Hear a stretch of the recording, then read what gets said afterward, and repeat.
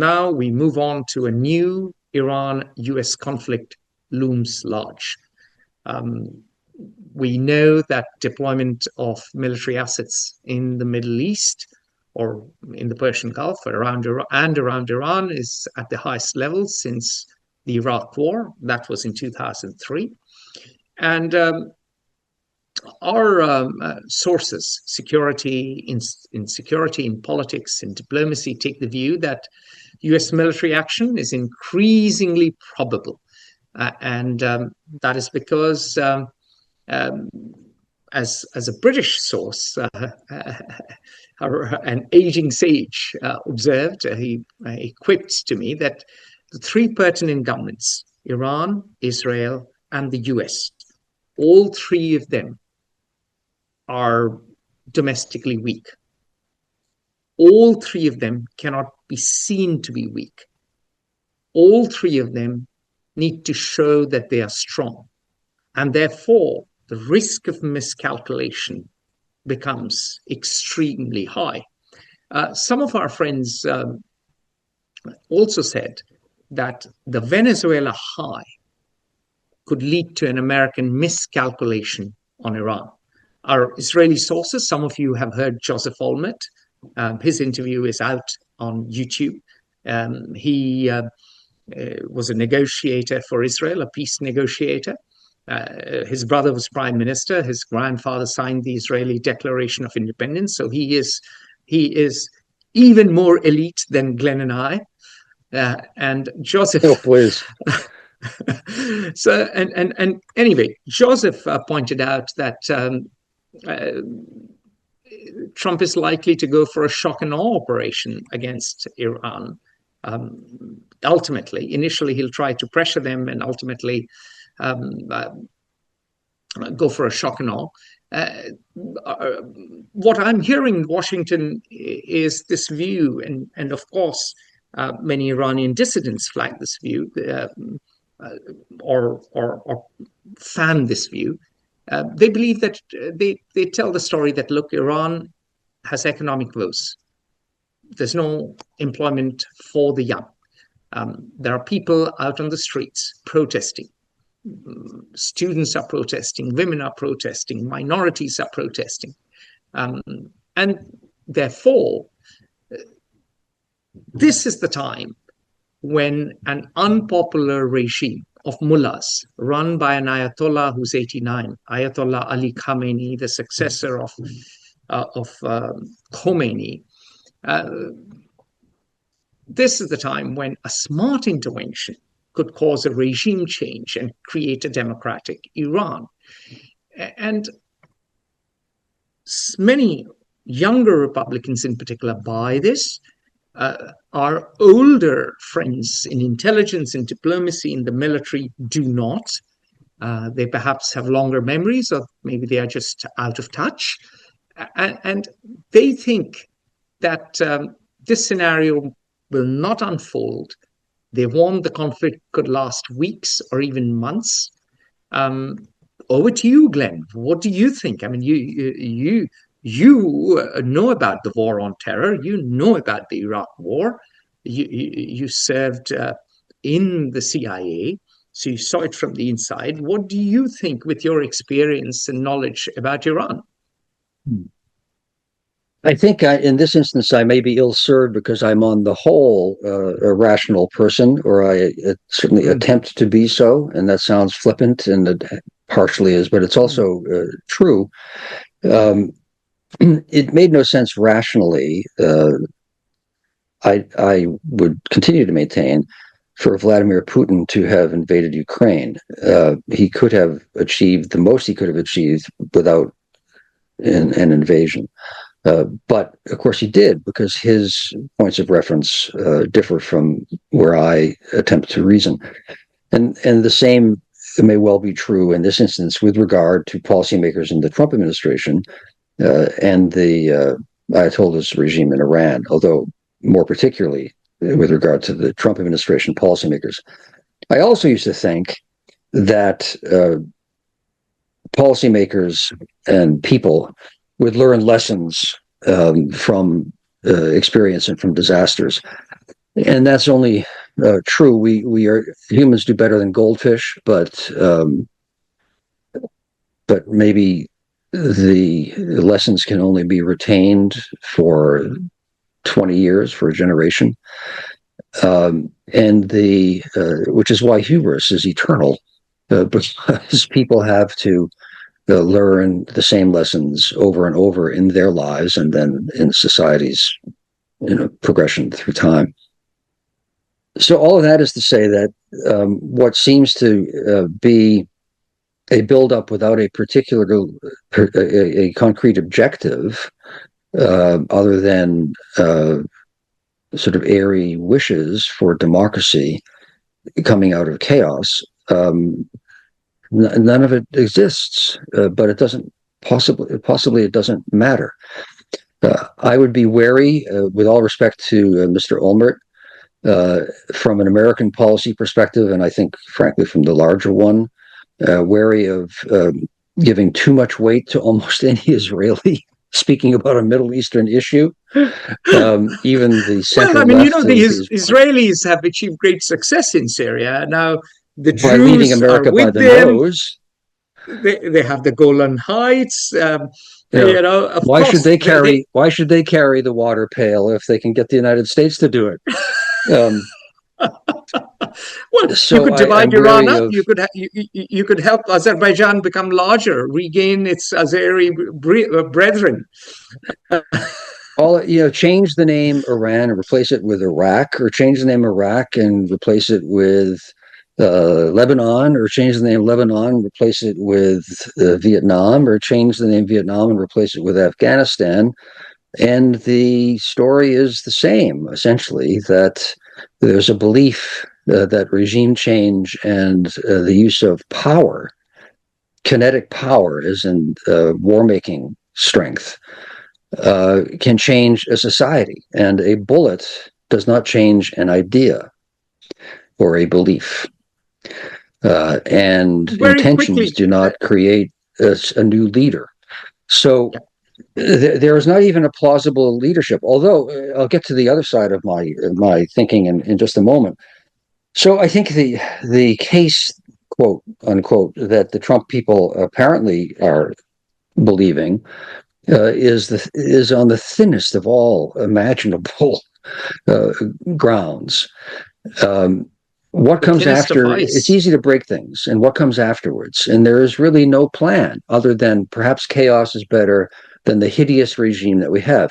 And that is not a crazy question or thought, because the facts are that the Iranian regime may have killed up to 30,000 people in several days in the end of January. They themselves say 3,117. There have been, by independent authorities that are respected, over 6,800 murders, killings confirmed, and 17,000 plausible under investigation still. So that's 24,000, and the responsible authorities believe that it may have been 30. The regime is horrific. It is a rule by a thuggish elite, the elite because they have the guns, the Revolutionary Guards. The just theological very quickly, Glenn, foundations. if I can very quickly just tell everyone about the Islamic Revolutionary Guard Corps. This is the Praetorian Guard of the Revolution. This began after the revolution in 1979. This is a parallel army that reports directly to the mullahs. And one of the things to note is that, let's drop scenarios. Let's say you get rid of Ayatollah Khamenei, you kill him. Who steps in? Who? It is blackbeards instead of whitebeards. And Khamenei has called for succession planning up to 4 levels. So all key positions have succession plannings up to 4 levels. So you'll have to kill off, even if you kill off 3 people, there's a 4th person waiting to take charge. So there is enough of an organized, let us say, semi-rural, more religious element of Iranian society that is loyal to the regime, that is fanatical, that believes in this idea of Shia Islam, which prizes martyrdom. Lest we forget, Ayatollah Khomeini, the predecessor of Ayatollah Khamenei, Ruhollah Khomeini, if I remember correctly, and Glenn and I have a long podcast on Iran, making sense of the regime, going into the history, going back 500 years in the formation of the modern Persian state, or the antecedent of the modern Persian state. And Khomeini backed off young boys to clear the mines.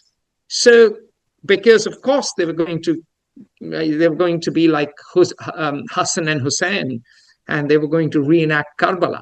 So there are enough people who are true believers, who are fanatical, and the IRGC is likely to fill the power vacuum. It is not going to be nice women who want human rights, who want freedom, who want democracy, who want rule of law.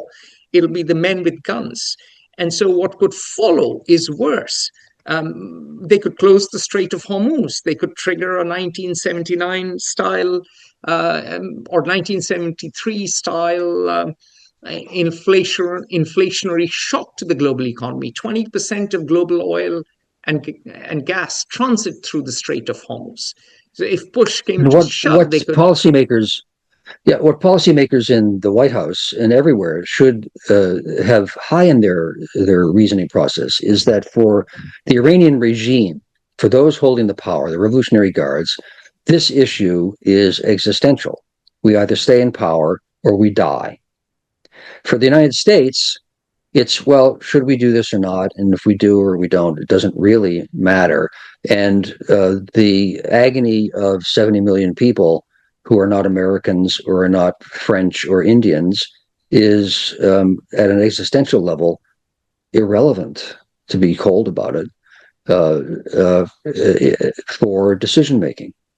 People don't act at the state level on altruism if their vital interests would then be endangered. Exactly. And so we could be. And also, there are always surprises in conflict and war. There are always unintended consequences. We have no idea. Let's say the US, we are hearing, could do 800 sorties a day. Fine. But what if, given Iran's ability to make cheap missiles and cheap drones, they damage an aircraft carrier? An aircraft carrier costs $5 billion. The cost per kill for Iran is low. The cost of death in Iran is low. This is a regime that has killed 30,000 of its own people. This is a regime where some people are willing to be martyrs. But the cost of death for US is high, and the cost per kill is also very high. To shoot down a drone is expensive. So the US could very easily be spending a lot of money and losing a few lives, and the global economy could be upended too. And now the solution is to the extent it is a solution, and it's sort of the best of possible in the world in which we live, was what Trump destroyed, which was the JCPOA, which was the agreement between Europe, the United States, JCPOA, the Iran deal, the nuclear deal, and Iran on a nuclear deal. The one issue that the United States and the West, I'll still call it the West, asserts is of existential significance and state significance, is that Iran not obtain nuclear weapons. Iran's number one interest is that the regime survive. The agreement actually did stop Iran's nuclear weapons development program. It did have international monitoring. They started to cheat, substantially to cheat, only after the Trump destroyed the agreement. So I think that it is quite possible, it is a rational solution for Tehran and Washington to restore the Iranian nuclear agreement, which Trump will call it the Trump-Iran nuclear agreement, the TNIC, the TANK or something like that, and claim victory. That would be a victory. except for the Iranian people, which would be a terrible thing. But arguably, even 70 million people suffering is less bad than a nuclear 80 war million, in the Middle East. Roughly 80 million in the case of Iran. But anyway, but the point is what Glenn said, negotiators are meeting in Geneva. They could have a deal, but the challenge is the Iranian regime rests on increasingly fanatical and narrower support bases. Social support base is narrowed, so its ability to concede is in question. So let's hope for the best and prepare for the worst. Let's hope this does not spiral into a devastating war. Iran does not hit targets in Israel, and Israel does not respond with a tactical nuclear strike. There is all kinds of talk going on amongst the far right in Israel, which is scary. And of course, there are talks in the IRGC that are scary, and there are talks, there are conversations in Washington, D.C., where I've just flown from, where I normally reside, which are scary. So let's hope that sanity prevails and rationality triumphs on that note. It's all the best from Glenn and me on the West Coast for a change, and Glenn on the East Coast for February 2026. See you soon. Join the conversation at Fair Observer and subscribe to our YouTube channel.